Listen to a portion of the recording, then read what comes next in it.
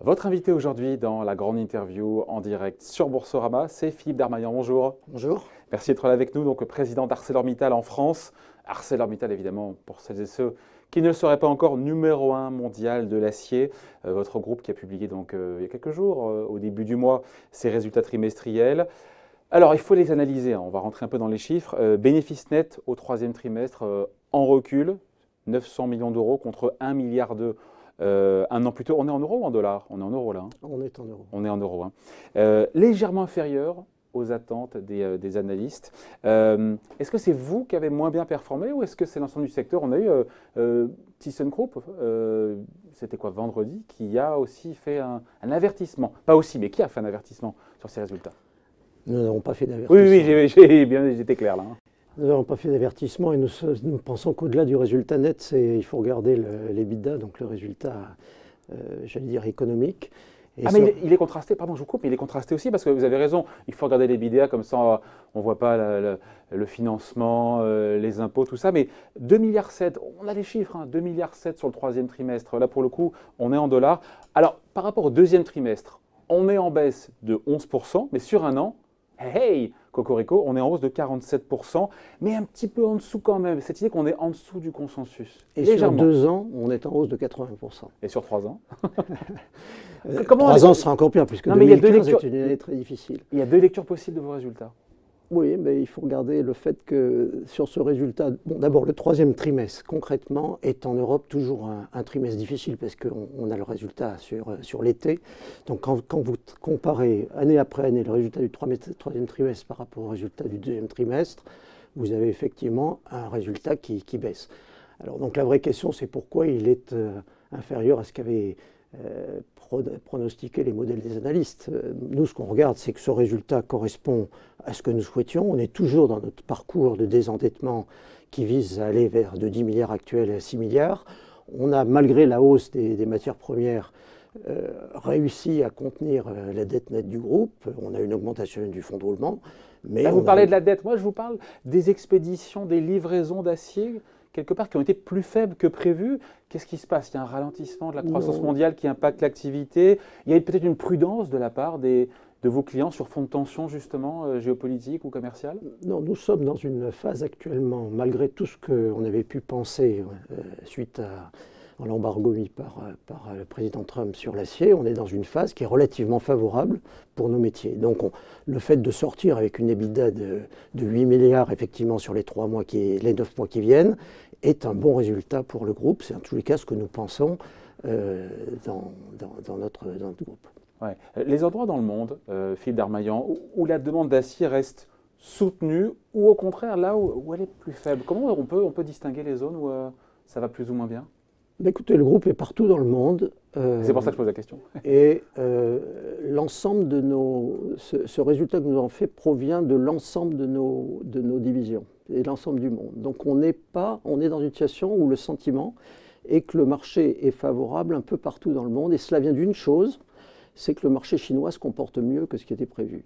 Donc, il y a eu une croissance sur un an, 2017-2018, du marché chinois, contrairement à ce qu'on lit beaucoup par ailleurs. C'est très intéressant. On entend ralentissement de la croissance chinoise. Et vous, ArcelorMittal, sur l'acier, vous ne le voyez pas? Sur l'acier, nous voyons un marché chinois qui est... on ne sent pas une agressivité des Chinois très forte à aller sur les marchés étrangers, ce qui explique que le marché européen on a réussi à contenir notre crainte énorme lorsque Trump a lancé son affaire, que tous les volumes américains se détournent sur l'Europe. Cela, nous ne le voyons pas. C'était ça le grand risque. Oui, c'était ça le grand risque. Cet acier n'aille plus se déverser sur le marché américain, mais aille sur l'Europe, ou l'Asie d'ailleurs. Et cela, on l'explique essentiellement par le fait que le marché chinois, finalement, se comporte relativement bien et qu'il n'y a pas donc d'agressivité forte des Chinois à sortir plus de leur pays que ce qui était le cas précédemment. Ouais. Philippe Darmaillan, vous avez donc raté de peu le consensus au troisième trimestre. Et en même temps, votre groupe, l'ArcelorMittal l'a dit, on l'a senti, cet optimisme, de l'optimisme quand même, voilà, lors de la présentation des résultats. Vous avez la conviction, et il l'a dit, que vos résultats allaient s'améliorer. Qu'est-ce qui vous donne autant de confiance? C'est l'idée de se dire que c'est un marché mondial, la consommation d'acier, qui va augmenter de 2 à 3 %. C'est assez sécurisé, ça? Oui, c'est ça. C'est le fait que nous avons à la fois un marché qui est en train progressivement de réduire ses surcapacités. Les Chinois ont d'une certaine façon réduit de 100 millions de tonnes leur capacité. 100 millions de tonnes, c'est très important. Ça représente la consommation globale européenne. Donc ils font le travail petit à petit. On sent que la croissance est là, même si elle ralentit, on sent que la croissance est toujours là. On sent que sur nos produits, les marchés traditionnels de l'auto, etc., notre recherche commence à payer et donc on commence à voir de nouveau l'auto qui se réimplante sur les marchés de l'acier. Donc tout ça donne effectivement au groupe un certain optimisme par rapport à ce qu'on a vécu en 2015 et qui nous avait conduit à tant de soucis. Ouais. Un mot, parce qu'on en parlait, Philippe Darmaillan, sur les effets concrets, encore une fois, des surtaxes. On voyait Donald Trump, cette guerre commerciale qui a commencé entre Trump et la Chine. Comment vous les ressentez? Parce que j'ai lu un peu, vous affirmez chez ArcelorMittal que vous êtes un des gagnants de ces relèvements, encore une fois, de droits de douane qui sont de 25% maintenant sur l'acier. Comment est-ce que vous pouvez dire que vous êtes un gagnant? Parce que vous avez dit ça nous permet de relever les prix de vente. Mais s'il y a plus de taxes, la taxe, elle n'est pas pour vous, elle est pour le gouvernement américain. Qu'on comprenne bien.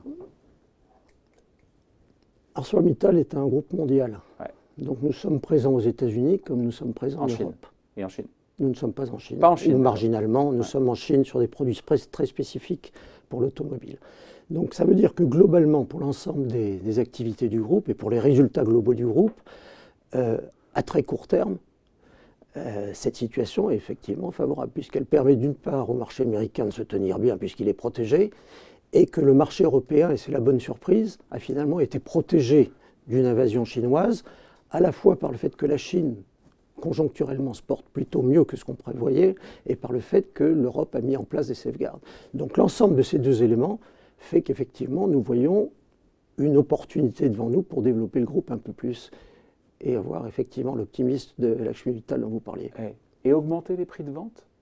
Quel est le lien entre des surtaxes douanières et le fait d'être en capacité? J'ai pas compris le lien en fait. Non, le prix de vente n'a rien à voir avec tout ça. Le prix de vente, il est lié à l'équilibre offre-demande. Donc il est lié à ce que je vous disais sur la bonne tenue du marché chinois. Le prix de vente est un prix qui est dans chaque zone du monde, dérivé de l'offre et de la demande mondiale. Donc comme la Chine représente 50% du marché, il est dérivé de la situation de l'offre et de la demande en Chine. À partir du moment où la Chine se comporte bien, l'ensemble des zones mondiales réajustent les prix en fonction de cette situation-là. La Chine qui se comporte bien, ça veut dire qu'il réduit ses surcapacités. C'est là où on se dit que dans le fond... C'est la surcapacité, et puis c'est le fait que l'activité, 11% sur un an se tient bien. De croissance, se tient bien. Ouais. Et cette taxe Trump, honnêtement, c'est une mauvaise solution, un vrai problème. Enfin, vous le savez bien. Le problème des surcapacités, vous l'évoquez tout à l'heure, Philippe Darmaillan, des surcapacités chinoises, mais pas seulement. Production mondiale annuelle. Alors, quelle est la production mondiale annuelle d'acier? Qu'on donne un peu les chiffres. C'est 1,6 milliard tonnes de consommation d'acier, 800 millions de tonnes en Chine. De produits produits acier, tout compris. De produits finis. De produits, ouais. De produits finis. Et donc... la Chine produit trop par rapport à la demande mondiale, c'est ça une surcapacité? Non, la Chine a une capacité d'1 milliard de tonnes et elle en consomme 800 millions de tonnes. Donc il y a 300 millions de tonnes de surcapacité en Chine. Qui ne sont pas consommées sur le marché chinois. Sur le marché chinois, ouais. 300 millions de tonnes. 300 millions de tonnes, ça représente plus que la consommation européenne, plus américaine confondue. Alors comment on les traite? Comment on fait? Comment on le traite? Comment on traite ces surcapacités chinoises? On a commencé par traiter la question du libre-échange, c'est-à-dire faire en sorte, le libre-échange c'est aussi des règles, donc on a fait en sorte que les Chinois appliquent les règles normales, qu'il n'y ait pas de subvention, qu'il n'y ait pas d'aide cachée, etc. Ça a été toute l'action menée avec l'Europe sur le dumping. La deuxième chose que nous avons faite avec l'OCDE, ça a été de traiter et de convaincre les Chinois qu'il fallait qu'ils réduisent leur surcapacité. Donc sur les 300 millions de tonnes dont j'ai parlé, on estime qu'aujourd'hui ils ont réduit de 100 millions de tonnes. Ils ont fait un tiers du chemin. Un tiers du chemin. Donc c'est très important. Et voilà les deux actions principalement qu'on a prises. Ensuite, c'est l'offre et la demande. Et vous avez raison, ce qu'a fait Trump est une mauvaise réponse à un vrai problème qui est le problème des surcapacités. Mais ce problème des surcapacités va prendre beaucoup de temps. Et apparemment, les États-Unis n'ont pas voulu laisser le temps au marché de petit à petit se réguler. C'est 200 millions de surcapacités, encore une fois, chinoises. Il y en a ailleurs dans le monde ou c'est pas juste la Chine qui est en surcapacité, c'est l'ensemble du monde? Donc on demande aux Chinois de régler un problème qui est finalement un problème mondial. Oui, enfin, je rappelle quand même que l'Europe a traité son problème des surcapacités à l'époque avec la communauté européenne de l'acier et avec le plan d'Avignon. Donc nous avons fait le travail. Et d'ailleurs, une des façons pour nous de convaincre la Chine de traiter son problème de surcapacité a été de lui montrer ce qui s'est passé en Europe et la façon dont l'Europe a pris ce problème à bras-le-corps de la réduction des capacités. Après, il reste un surnombre de surcapacité. À l'échelle de la planète. En Russie, il reste un surnombre de surcapacité. Donc. Et sur les chiffres, justement, à l'échelle de la planète, parce que qu'on comprenne bien, des surcapacités, ça veut dire une pression à la baisse sur les prix, ce qui ne fait pas vos affaires. On comprend bien, vous étant producteur et vendeur d'acier.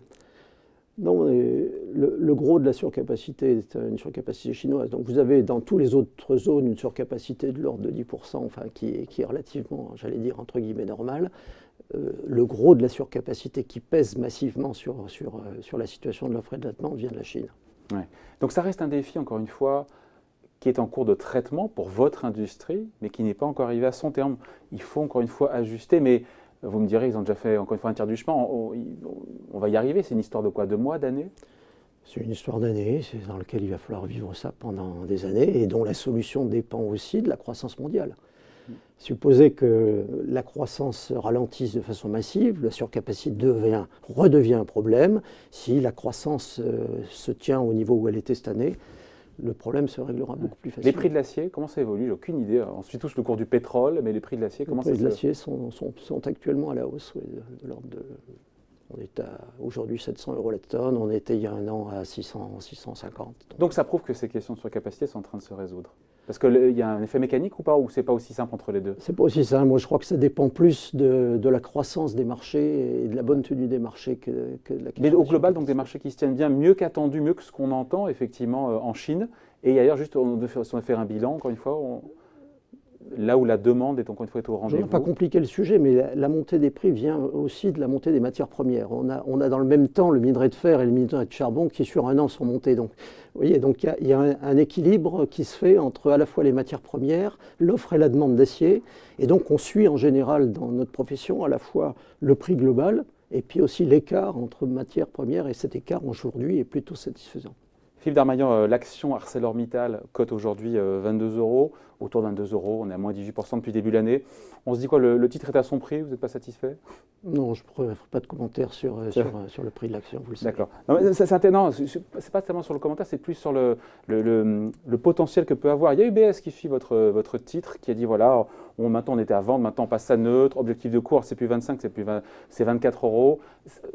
Potentiel de 7-8% limité, ou il y a vraiment du potentiel sur ArcelorMittal?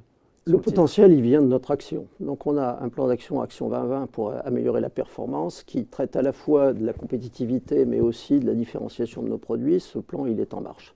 Et donc toute la question est de faire comprendre aux analystes la force de ce plan et le fait que ce plan est structurant pour le groupe et va de la même façon et en même temps que la baisse de l'endettement et que la conquête de nouveaux marchés. Voilà, merci en tout cas d'avoir été avec nous. Philippe Darmaillan, donc le président d'ArcelorMittal en France, Arcelor, numéro 1 mondial de l'acier, qui est donc l'invité de la grande interview en direct sur Boursorama. Merci. Merci.